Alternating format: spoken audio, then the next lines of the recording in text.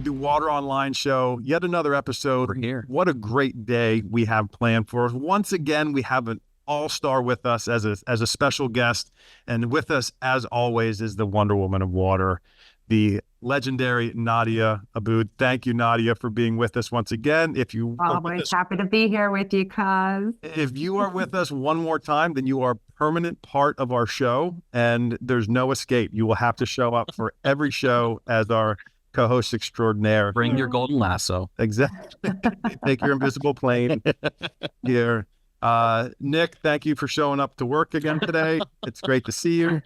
And our special guest today is none other than Eric Bindler. He is with Bluefield Research. Eric, thanks, buddy, for coming on the show today. Welcome. Yeah, thanks for the invitation. Great to be with you all today. So you may be asking yourselves, if you're listening out there, all right, so what is the show about? What are we doing today? Well, today is all about digital innovation and the digital transformation that's currently taking place with many of the utilities across the world. I originally wanted to start just talking about smart meters, but then it sort of occurred to me that the issue is not really issue, but the topic is much broader and bigger than smart meters. We can always come back to it, right? To get more specific with smart meters, but let's open the floodgates and let's talk about the digital transformation and digital innovation as a whole. So how does that sound all right to everybody? Yeah, we don't want flooding. Right. Just going to put that out there. Got it.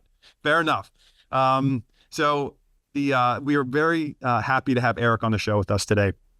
Eric works for Bluefield Research, and I'm going to let him introduce a special project that he has been working on in conjunction with Swan, and I'll let him get into the specifics of it.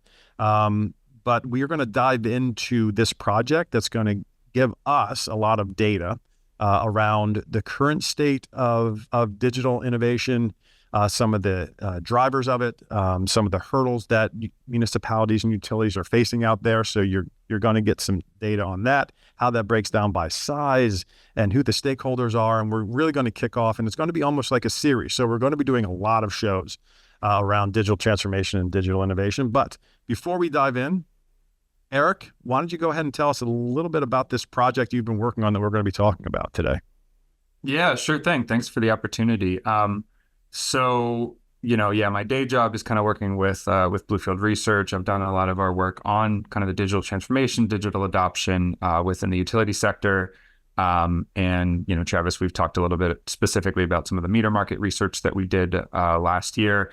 But I also, kind of my other hat is actually on the Council for SWAN, which for any listeners out there that aren't familiar, it's the Smart Water Networks Forum. It's kind of basically an industry association dedicated to the smart water market, to digital water, like a smaller version of an AWWA or a WEF that's really laser focused on digital water, on kind of smart water movement.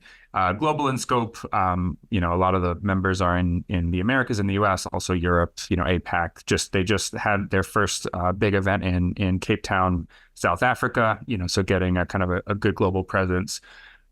This particular project really stemmed from some conversations that I was having with some utility members around, what are the big kind of challenges associated with utility digital transformation, right? And not so much the technology challenges as kind of the cultural and the organizational challenges, right? There's a lot of reasons why innovation is not at the top of the priority list for utilities, right? These organizations that are laser focused on protecting public safety, on protecting public health, on protecting kind of environmental resources and stewardship and ecosystems. And so doing things differently, could be risky, right? It can be seen as potentially an unacceptable kind of risk to take, especially also using kind of taxpayer dollars to implement new technologies and that kind of thing. And so what we wanted to understand is, how can utilities change the way that they're organizing themselves, change some of the kind of the people and process and cultural elements to actually make innovation more acceptable, to make it palatable, to get those benefits of new technologies, of changing some practices that maybe just aren't working anymore in kind of today's operating environment for the water and wastewater industry. So we basically did a survey. We reached out, and this was a project that was done with Bluefield, with Swan, sponsored by Autodesk. Really, was great to have their help in kind of making this project a reality and kind of getting it out there to the public. Also, the Environmental Policy Innovation Center, or EPIC, was a key player in kind of putting all this together. And so we conducted a survey. We got about 40 responses from around 34 utilities around the world. 10 countries represented total, ranging, in size from 4,000 populations served to 4 million populations served, right? So it was a good mix of utilities in there. And basically, we were kind of asking these questions about what are some of the big drivers, the inhibitors to innovation. What are some practices that utilities can put in place to kind of make it more acceptable to unlock innovation within their organizations and across their staff, and who's kind of driving the conversation? Who are some of the innovation influencers? And I know we want to dig into those points, so I'll pause there and we can start to jump in. Yeah, excellent. This is a project that was needed for the industry, and I can't say enough good things about Swan. That association, you're right, is laser focused and is basically the leading association when it comes to this type of sector of the marketplace. So I'm glad that you're doing this in conjunction, with them, and of course with Autodesk as well. And I want to start with, if it's okay with you, Eric, I want to start talking about drivers, right? So for a utility, whether you're big or small, and what the differences might be there, but we'll get into more of that later. But what are some of the main drivers overall that we can touch on, or that are making and allowing utilities to turn their attention towards this? Yeah, so it's an interesting question. It's really important, and I mean, certainly it does vary by utility. In a lot of cases where we find that utilities are the most successful when it comes to digital adoption, to digital transformation, it's where they're really kind of taking those technologies and applying them to specific business problems or operational problems or staff problems, as opposed to, kind of tech for tech's sake, right? And that's really what we found in the survey. I mean, at a high level, in terms of the strongest overall drivers that were identified, it was things like water quality, regulatory compliance, cost savings, resource optimization.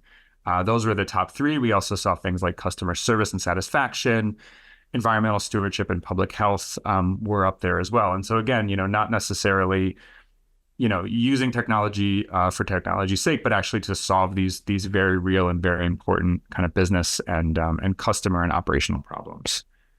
I mean, I know when oh, sorry, Nadia, what were you going to say? Well, I was just curious as to, and you mentioned earlier that you had a good representation of the utilities from 4,000 to 4 million. Did that trend stay the same regardless of the utility size?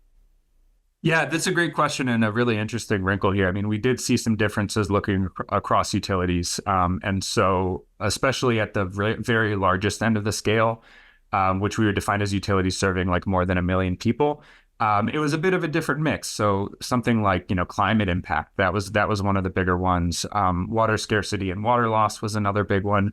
And actually something that gets into more of the organizational side of it, which was just an overall organizational commitment to innovation, right? That's something that you're starting to see at your kind of largest, most progressive, most maybe digitally mature utilities, where they are kind of, they've already done a lot of investment in some of the basics. They're starting to see how digital technology can help solve those key pain points. And so there's now this kind of broader strategic push or organizational push or kind of leadership driven push to be innovative. And so that's something that you see at the higher end of the scale. It's a bit different when you look at smaller utilities, right? So smaller utilities serving less than, say, 100,000 people. And then on down, certainly, as I mentioned, the smallest utility was around 4,000 people in our survey. It's maybe a little bit more tactical and a little bit less kind of strategic. So things like just customer rate pressure and affordability, obviously a very kind of top of mind operational and customer management concern. Workplace safety, right? That's another big one for smaller utilities, and also just kind of staffing, right? A desire to be able to better recruit and retain staff. I mean, we've had plenty of conversations across the industry, I'm sure, on this show as well, about the workforce and kind of labor and staffing issues that are hitting the sector. Obviously, it's pronounced across utilities of all sizes, but especially really small organizations that don't have that many people to begin with. trying to find creative new ways to get people in the door, to get people to replace, the staff members that are retiring or that are transferring out of the sector. And so, using digital tools to attract younger workers, for example, attract more tech savvy workers is again, kind of a more tactical concern that smaller utilities in particular emphasized in this survey. When we talk about drivers, I mean, one of the quotes that you have here in this project is from a senior project engineer at a North American utility serving over 1 million people. And the quote is, "The most effective way to get buy-in for digital innovation projects is to tie them to cost savings. Recently, sustainability and system optimization have become an additional key success factor in championing digital water initiatives within water organizations, but it seemed like it would all start with cost savings." And you went on to have another quote in here from the Director of Infrastructure in Las Vegas Valley Water District, Janelle, who is really a champion of digital innovation when it comes to practical, being able to practically get it going at your utility. And she had to say that we have a long history of innovation. Innovation projects used to be driven solely by cost savings, but now has shifted to focus on saving water and reducing water loss. So it seems like the drivers are multiplying, which is a good thing. Yeah, no, absolutely. And those are both really, really good quotes, really powerful quotes that kind of tell this story, right? And I think, we had planned to talk about metering, right? And I think it's a very similar story when you focus in specifically on the metering side of things, where a lot of the initial focus for deploying kind of smart metering technology, both the hardware itself, but then all of the associated, meter data management software and that kind of thing. It was really a kind of a billing and revenue focused thing, right? It was kind of that meter to cash conversation. And what we're seeing more and more, as I mentioned earlier, we just put out a report on the metering landscape on the Bluefield side last year. What we're seeing more and more is that those drivers, as you said, they're multiplying, right? Yes, that is the kind of improved revenue recovery and just more efficient kind of billing and all of that. It is certainly one benefit, but there's also a lot of benefits related to leakage management, right? Kind of using smart meters to help detect leaks, both, certainly on the customer side of the line, but also even in pipe networks for, some vendors that are kind of adding acoustic leak detection sensors and systems to their smart meters.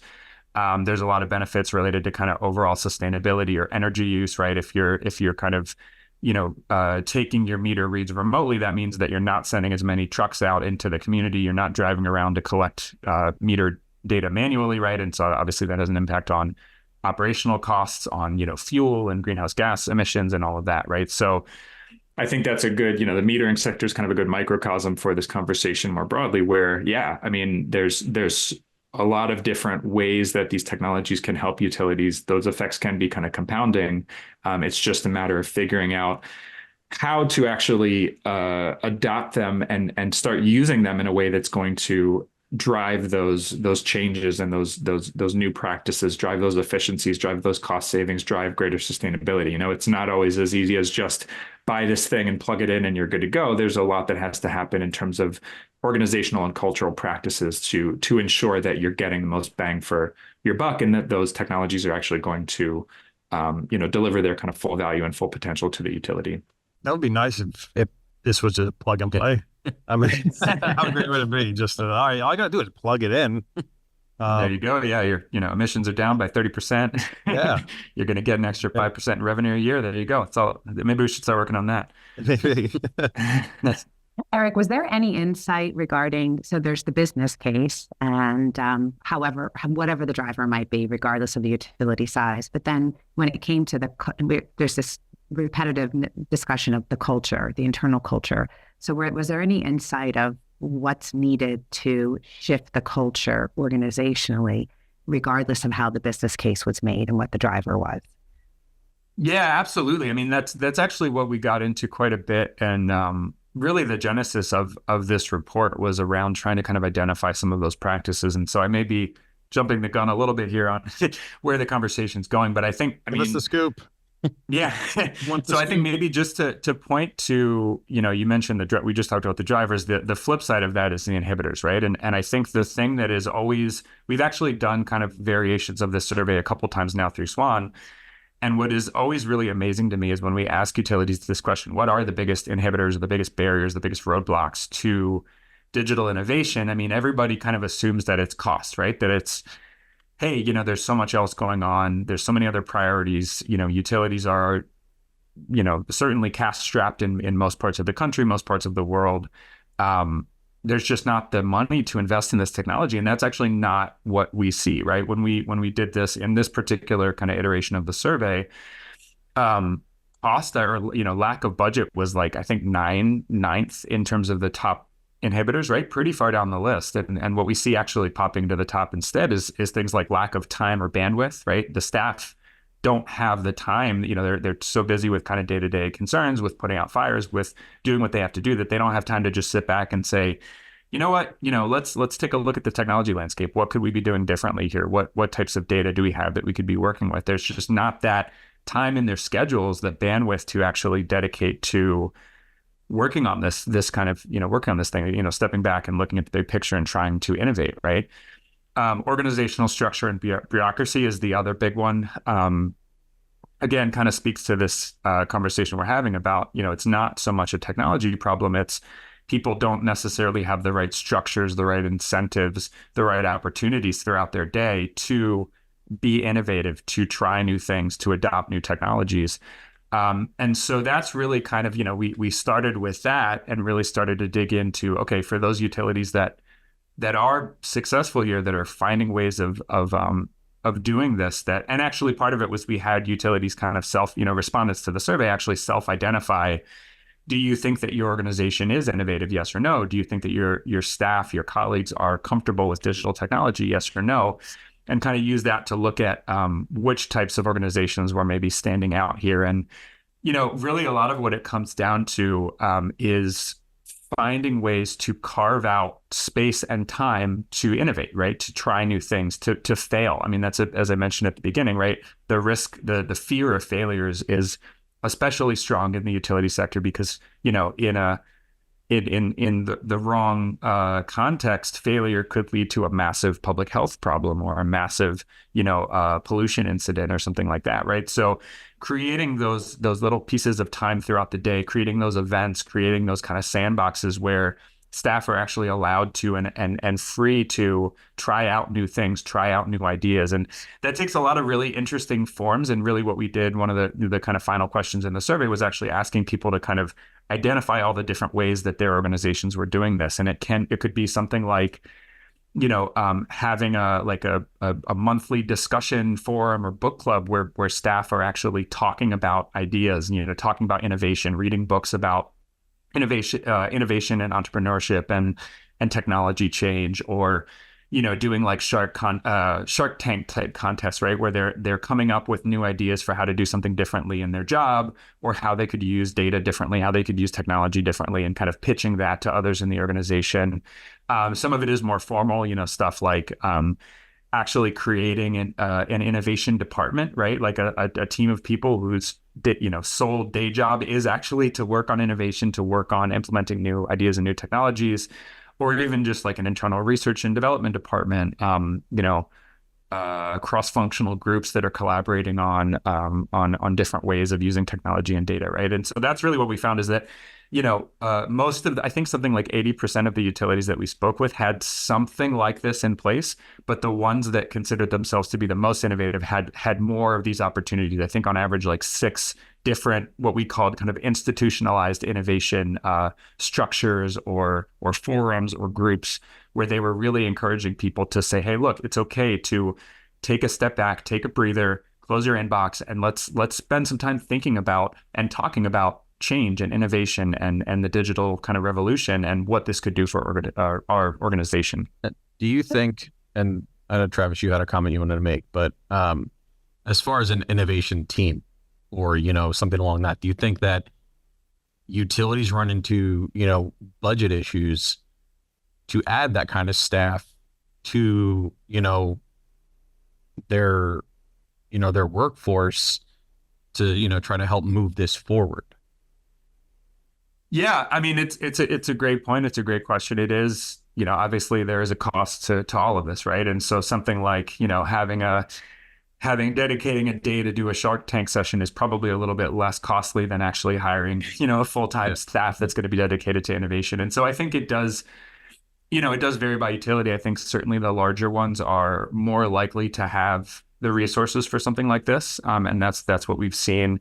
But it really comes down to kind of the organizational values and priorities, right? If yes, there's a cost to doing that today, but if that means that further down the line, you're able to really take advantage of new technologies in a way that's going to offset those costs, that's going to drive drive operational costs down, or maybe fill in some of those workforce gaps that utilities are increasingly seeing, like being really good about data, really being efficient with data and technology may mean that you don't need to hire as many other types of roles if you're not finding people that are willing to take those positions, right? I think that's where a lot of the conversation has been.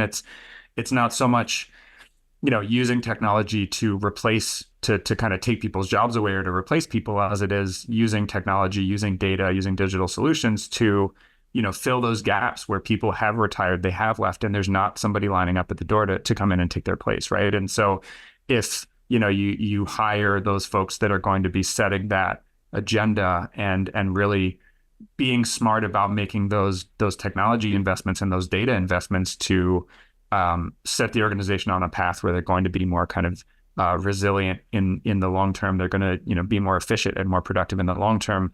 I do think that that type of thing can pay off, right? It can have an ROI in the end. It can be kind of a positive net outcome. It's just kind of doing those calculations and making those investments up front to kind of get that momentum going.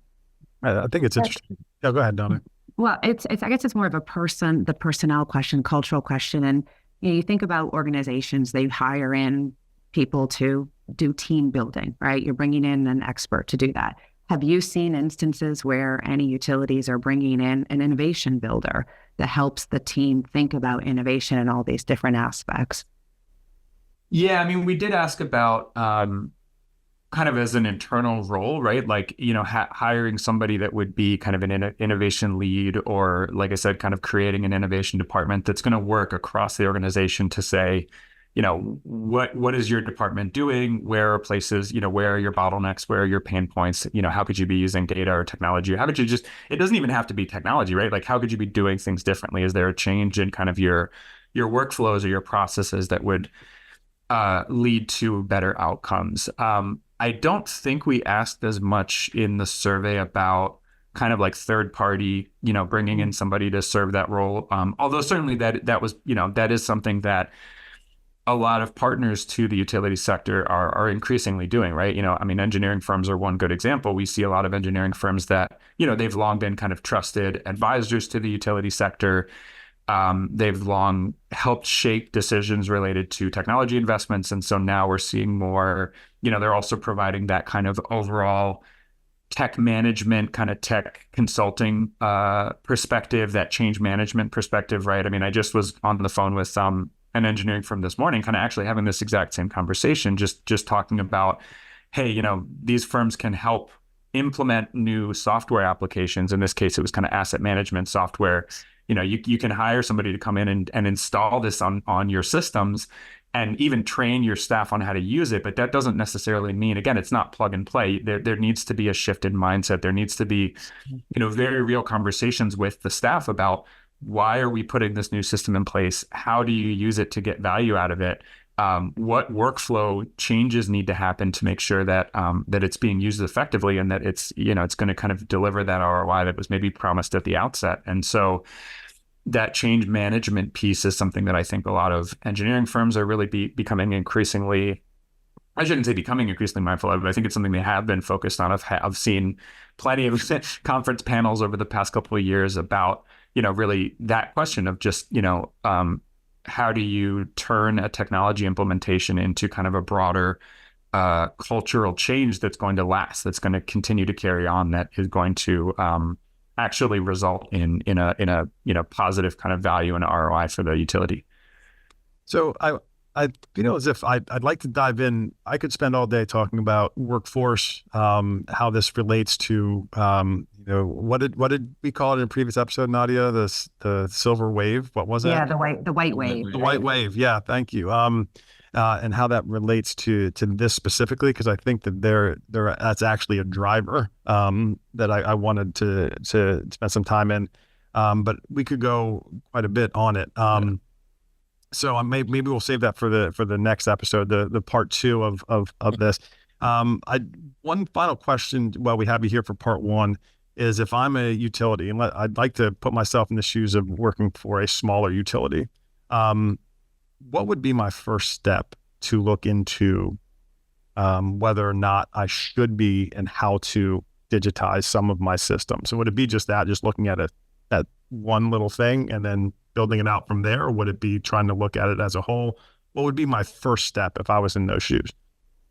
Yeah, that's a really good question. And actually, I'm going to maybe bring up another project that we did on the Bluefield side pretty recently. We worked with Xylem on a big white paper that they put out last year called the Ripple Effect, which is basically, again, there's a lot of people talking about this, a lot of players and stakeholders in the water industry, in the digital water space, talking about this argument or this idea that, it's not so much, we've got a lot of the technology problems solved, right? There's a lot of really powerful technology applications out there to do many of the things that utilities need to get done. It's a matter of how do you kind of adopt them, right? How do you put them into practice? How do you overcome some of those barriers? And so the Ripple Effect paper was very much focused on kind of 4 key ingredients that a utility needs to do this effectively. And so it was setting the right pace of change. It was all about people and kind of how you get your staff on board. It was about stakeholder engagement, making sure that your customers and your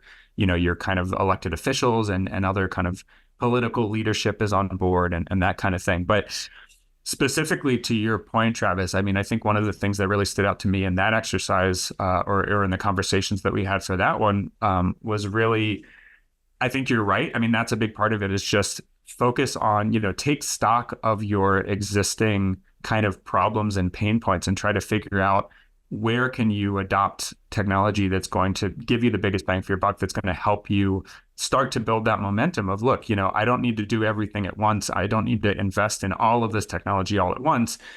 Can I find a specific issue that I'm having, whether it's a workforce issue, whether it's an asset management issue, whether it's a compliance reporting issue, whether it's a water loss and leakage issue, right? What is that problem that's keeping me up at night? And what are the kind of technology solutions out there that I can use to start to address that problem? I think what's really interesting, though, is that it's not even about necessarily finding new technologies, right? Or finding new data. I mean, all this really comes back to data. And, one of the big kind of takeaways from that work was you may actually already have a lot of really useful data that you're collecting, maybe through your SCADA system, or that's, stored in your GIS or your asset management platform. You may have already made a lot of these investments.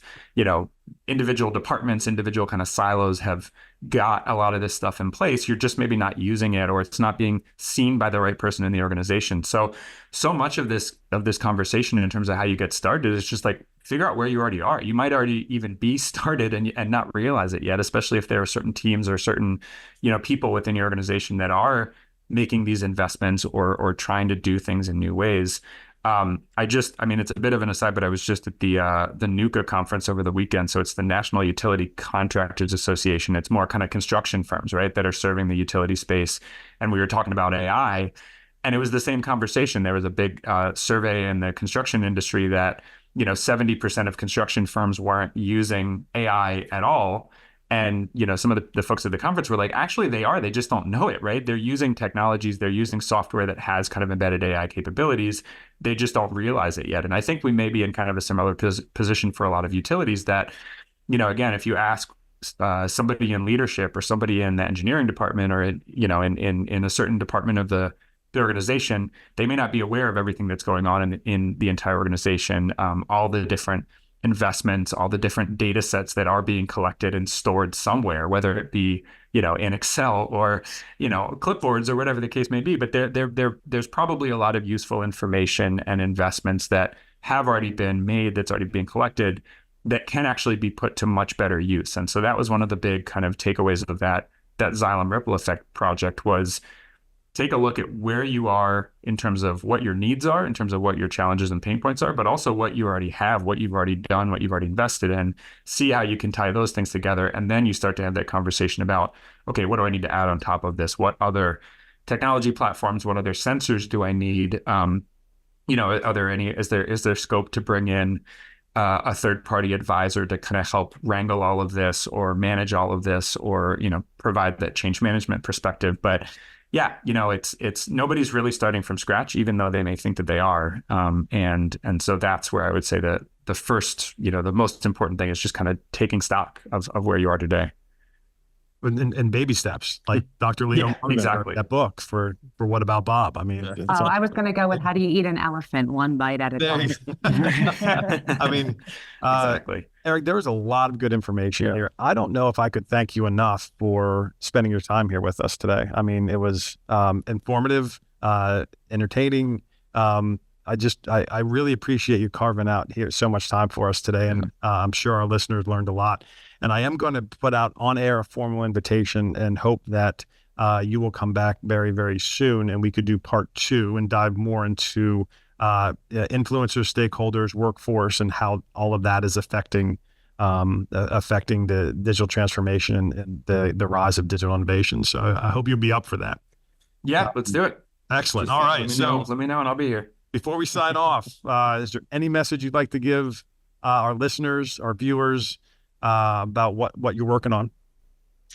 Yeah, I'd say so. Definitely, if you're interested in the Swan report, I believe it's freely available. I'll have to check on that on the Swan website. I think thanks to the generous sponsorship of Autodesk, we were able to kind of open that one up. So, Swan, what's the website? I should know that actually. Let me double check.